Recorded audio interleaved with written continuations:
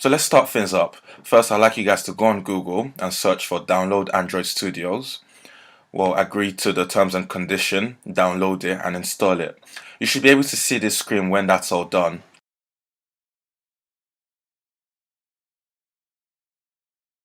In this part, I'll take you on a tour of Android Studios. Android Studio is the official IDE for Android development. So let's start by creating a project. Start by selecting Start New Android Studio Project. Enter your name of the app, enter your company domain, and here you can see the package name, which is what makes your application unique from every other application on the App Store. So choose where you'd like to store your project, choose the version of the phone you want to target, and keep in mind the lower the API, the more devices you'll be able to target. So select the blank activity, and that's it, guys. You have your first application. Well done. So let's start the tour. This is the Android project view, and you can see all your project files here. Let's start by opening the manifest. Every application must have this. It provides info about your app to the Android system, such as the pages in your application, the style of your application, the current version of your application, the permission your apps will need, such as, let's say, permission to go on the internet, and also the minimum API your app requires. Let's go on the drawable. The drawable contains anything that can be drawn on the screen, such as an image, and all images you use on the app will have to go here, including the app icon. The menu file helps you define menu. I will go in your application, and you have to do this using XML. This allows them to be familiar and consistent across all Android devices. The layout file allows you to define the visual structure of your app. So while you write the code of your user interface, you'll be able to see the preview right here and change the device being used for the preview like so. There's another way of doing this programmatically, but we'll discover this later. So how do we add behavior to the layout which you will create? We do this in the Java file.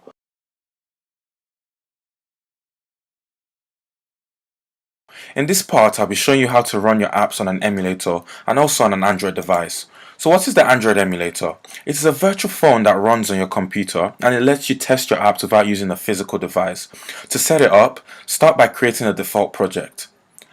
As you can see from the preview, the app should display Hello World. Click on the Tools tab, hover over Android, and then select AVD Manager. In this window, you can see all the emulators currently available, and you can also make changes to them. To create a new one, select Create Virtual Device over here. These are the available virtual devices as well as their attributes. I'll go for the Nexus S. Here you can select the version of Android you like your device to run on. Keep in mind, the lower the API, the faster your emulator should run. I'll go for 21 even if my computer isn't the best. Finally, enter the name of your emulator. That's it. Now, let's test it out. Run your app by clicking this play button over here.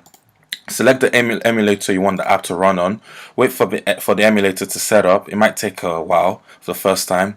There it is, your first app. Now let's try running your app on a physical device. Enable USB debugging on your Android device. To do this, you first need to enable developer options. Enabling developer options is kind of tricky. Find the build number in settings. The location varies across different devices. This is how I do it on my Samsung S5. Tap it 7 times and you should receive a message telling you the developer option has been unlocked. Finally, allow USB debugging. Click the run button again, but this time you should see the phone listed here. Click OK. Your app should now be on your phone. In this part, I'll be showing you how to use XML to design your very first app. So what is XML? In Android, XML is used to describe how elements will be placed on the screen. Let's look at this more in detail. Create a default project. Delete the default code in the activity main. Each element can have several child elements, but there must be one element which is the parent of all elements. This is known as the root element. There are several choices for the root element, but in this tutorial we'll focus on linear layout. A linear layout is an element which organizes its children in a single column or a single row.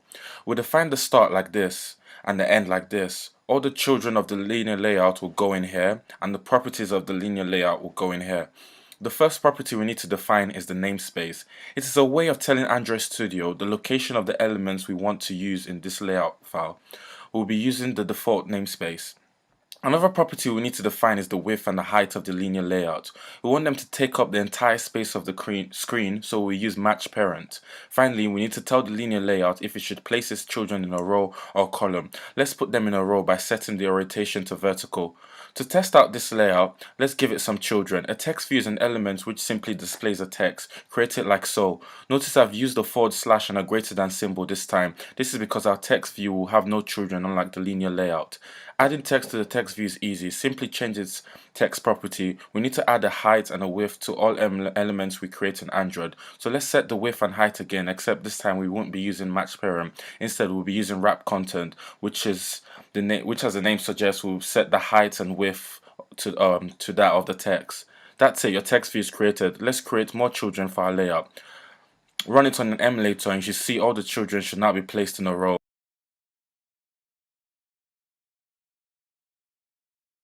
In this part, we'll experiment with linear layout by creating a login user interface. Let us examine the finished product. As you can see, the elements are added vertically, so we know the root element will be a linear layout with its orientation set to vertical. So let's create our linear layout. Define the namespace, the height, the width, and finally set the orientation to vertical. Next, we can see the first child of the layout is a username text box. It fills up the entire width of the screen, so we know its layout width will be match parent. In Android, we define a text box like this. An edit text element has no children, so we can end the tag here.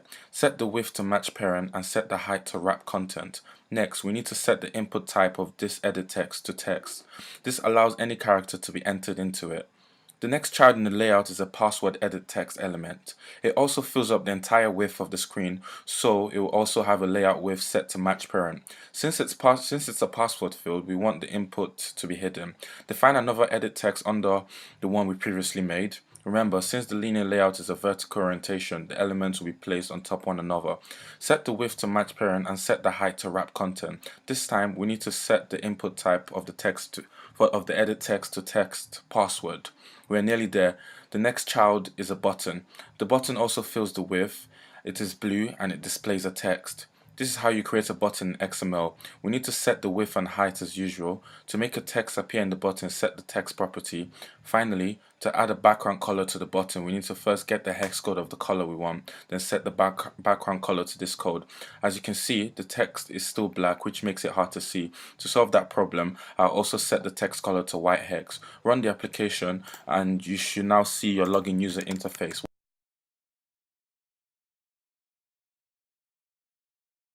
We've learnt about linear layout, but that's not the only one. In this tutorial, we'll cover relative layout. So what is relative layout? The children of a relative layout are displayed relative to each other. So you can specify stuff like, hey text view element, always be to the left of this button view element. You can't achieve this type of control with linear layout. So let's start things off. Create a default project and you should see it should automatically create a relative layout for you. Delete the tool's namespace and the context. We'll cover them in future tutorials. Let us quickly run through its components. It has a namespace. As I covered before, this lets Android Studio know which elements we are working with. It has a width and height set to match parent, which means the children can take up the space of the whole screen. Something we haven't covered is padding. What it does is it creates a space between the children and the edge of the screen. So these will create a space of 16 dp to the left, right, top and bottom of the screen. That's all for our relative layout. Let's add some children. Create a text view and call it name. Make the height and width wrap content. Create another text view and call this one footer. Then an edit text which fills the width of the screen. Finally, create a button and make it wrap its content. As you can see, they've been added with no structure. So remember, in relative layout, structure is added by defining how elements relate to each other. We first have to give each element a name, and we do that by setting the ID property. Do that for all the elements. And now we can make this look good. Make the edit text always appear to the right of the text view like so. And now let's tell the button to be under the edit text. We can also tell the elements what to do inside the parent. For example, we can make the button align to the right, like that, and also make the footer text view align to the bottom too.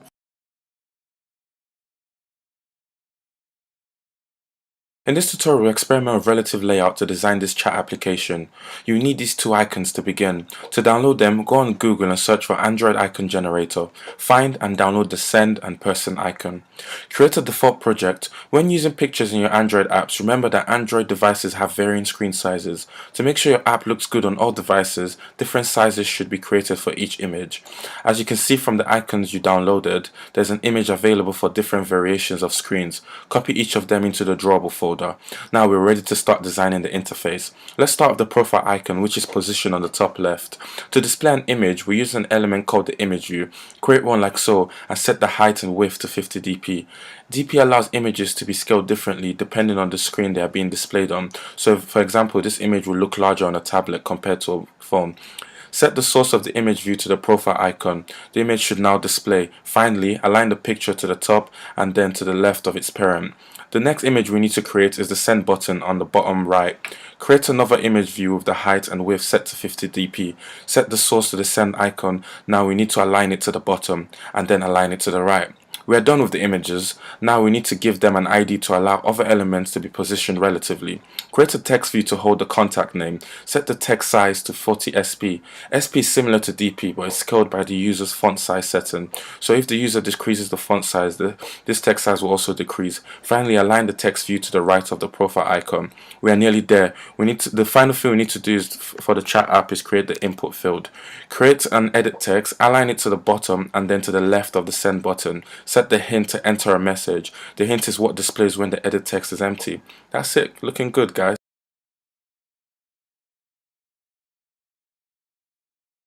In this tutorial, I'll give you an overview of an activity and how you can use them to make your designs function. Create a default project and now open the main activity Java file located in the Java folder. Delete this so we can focus on the important stuff. So what exactly is an activity?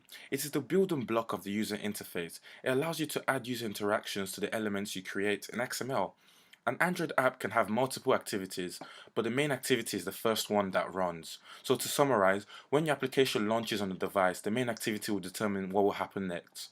We write the instructions for what happens next in this block right here. So the first thing we are telling our app to do is to set the content view. To turn on a very useful feature which gives us details about the Android codes. For Windows users, open the Files tab and then select Settings, and for Mac users, open the Android Studio tab and then select Preferences. You all should be taken to this window. Enable Show Quick Dock. Now, if you hover over Set Content View, you should see what it does. It essentially displays the activity main XML file.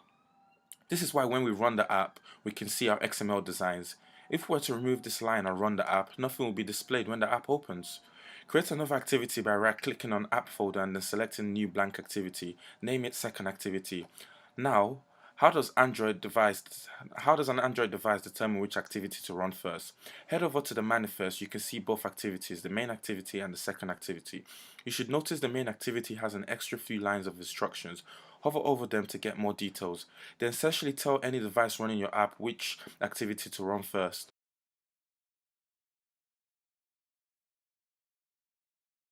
In this tutorial, we'll discuss the ability of an activity to store variables and how we can use them to control our application. So what is a variable? Variables store data in a phone's memory. The name of the variable is used to record the data whenever it's needed. I'll give you an example. Create a default project and head over to the main activity Java. To create a variable, first specify its type. We have a range of options, but in this tutorial we'll focus on the simple ones. An int can be used to store a positive or a negative whole number. So if we want to store the number 2000 in a variable, we'll define the type, the name of the variable, and then the value we want to store in the variable. Now 2000 is represented by score. If you try to store decimal number in an int variable, you'll get an error. This is because the int type can only store whole numbers. To store decimals, you have to use the double type. Now 10.2 is represented by measurement. Finally, we can store text in a variable by using the type string. The difference is when creating the variables, we use a quotation mark to hold the value of the string we want to store. So now Tony Kami is represented by name. Notice there's a semicolon after every instruction. This is a requirement in Java. So why are variables useful? They can be used to store vital data your app needs, such as the current high score in a game. They allow us to manipulate the elements in our XML file. Head over to the activity main file, give the text view an ID, And now we can create a text view variable. Again, start by giving the variable a type, text view, then give it a name. Now we need to store the text view in XML in this variable. Find view by ID will find any element in activity main XML file. We just need to give it the ID. There's still an error. This is because find view by ID can find any view such as an edit text or a button. We need to force it to only find a text view, and we do that by placing this right in front of it. Now we have a text view stored in this variable. We can do cool stuff such as change the text to that of the variable we defined up here. Run the app. You should now see the text has changed to the value of the variable.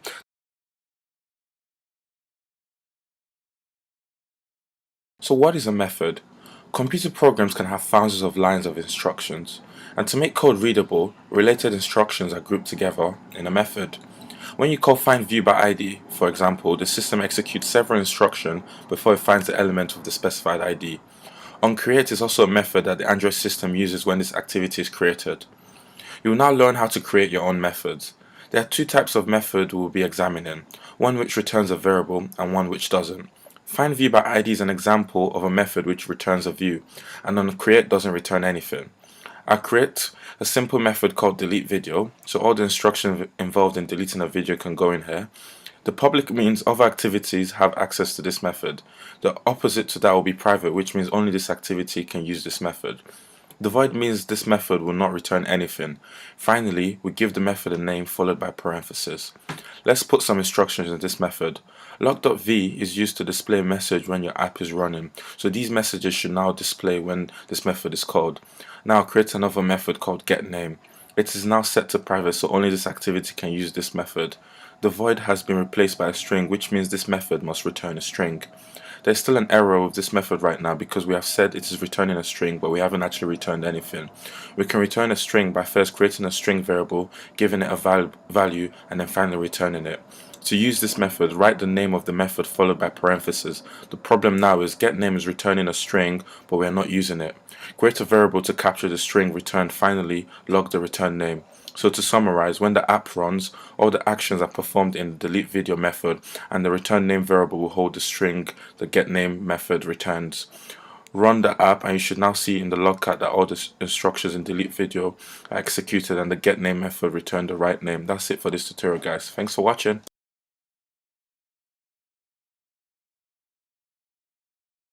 Create a project and set the ID of the text view to hello world.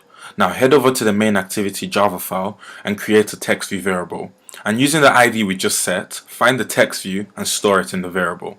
Now create a method and call it change text. We want this method to change the text of the text view, and if we simply write the name of the variable, you see there's an error because this method does not have access to it. In fact, any method you create won't have access to this variable, only the onCreate method does. The general rule is you can only access a variable within the curly braces it is created in. That's why the hello world variable can only be accessed here. So how do we create a variable that can be accessed anywhere in this class? Following the general rule, we have to create it within these curly braces. So initialize the hello world variable up here instead and give it a value in onCreate. Now you can access the hello world variable in this method. Change the text to goodbye world and make sure you call the method in onCreate. Now run the program and you should see the text has changed. Let's create other methods to manipulate the hello world variable. Create a change color method, and in this method we want to change the color of the text. Find the hex of the color you want to change it to and change the color like so. We use color.parseColor to turn the hex into a type accepted by secTextColor. Create another method and call it change size. Change the size of the text to 50. Run the program and you should see the color and the size of the text is changed. Variables that are declared outside all methods are called member variables, and in the next tutorial we'll be using them to make an interactive application.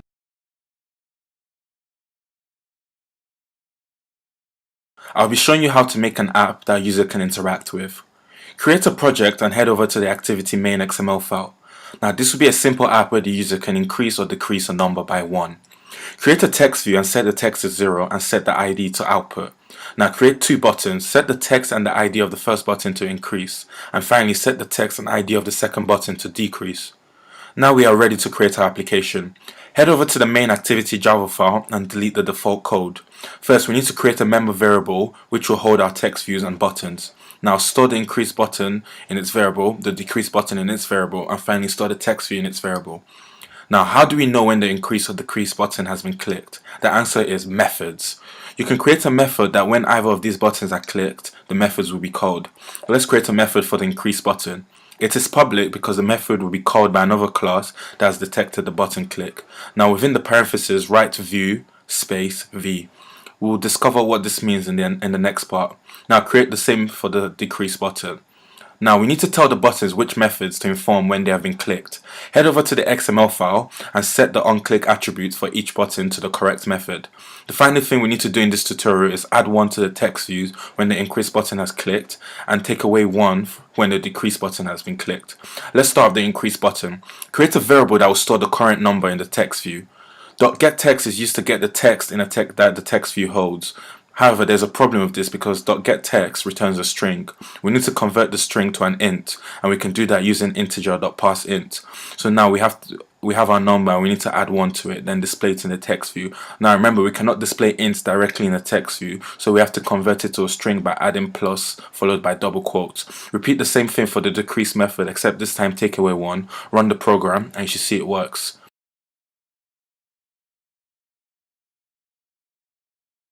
We previously discovered how to create an onClick method. It looks like this. Now the difference between this and the methods we are used to creating is that it has a parameter. A parameter is a way of giving more detail to a method before its instructions are performed. I will now show you how to create your own methods with parameters. Create a blank project and create 2 edit text. Give them an ID of input 1 and input 2 respectively, and then create a text view and set the ID to answer. Finally, create a button and set the ID to calculate. Set the onClick attribute to calculate clicked. Now head over to the main activity and store the 4 views we have just created in the member variable, and create the calculate clicked method, which will be called when the button is clicked. Now let's say we want to add 2 inputs and display the answer when the button is clicked. We can create a method called addition that will do this for us. It's private because we only want this class to have access to it. We can tell this method the 2 numbers we want to add by using parameters. The first number will be an int and it will be called num1. The second will also be an int and it will be called num2. And you can request even more data by separating them with commas. But in this scenario we only need 2. Finally, display the addition of the numbers in the output text view. If you now call this method, it will request num1 and num2. Give it the number in input 1. Remember, we spoke about converting a text to an int in the last tutorial. Then finally give it the number in the input 2. To summarize, when the calculate button is clicked, the calculate clicked method will be called. We will take the text in the input fields, convert them to numbers, and then send it to the addition method, which will add the numbers and then display it in the answer text view. Run your application and test it with multiple numbers and you should see it works.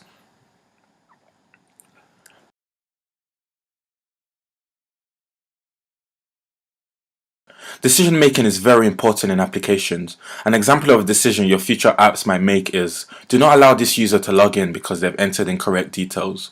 Conditional statements such as if statements are used in Android to achieve this control. In this tutorial, we experiment with if statement by creating a number guessing game. Create an edit text and set the ID to input, and then create text view with the ID set to message. Finally, create a guess button with the onClick set to guess clicked.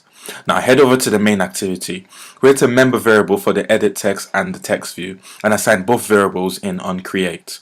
We also need a member variable to hold the number the user is trying to guess. Make the number 5.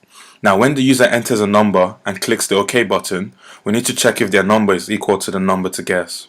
This is where an if statement comes in useful.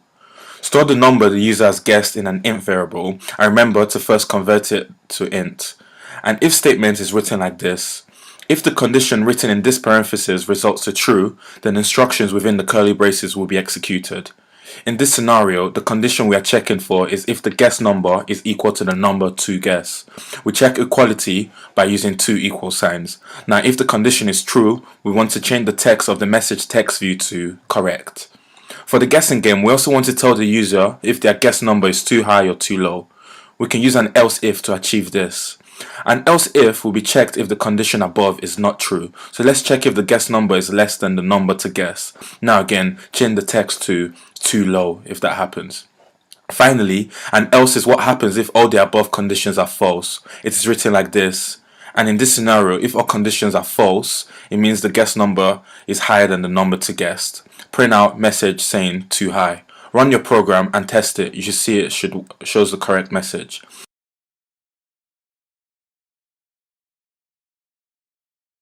In this tutorial, you will create a calculator app using if statement. Let's get right into it. This is what your XML file should look like.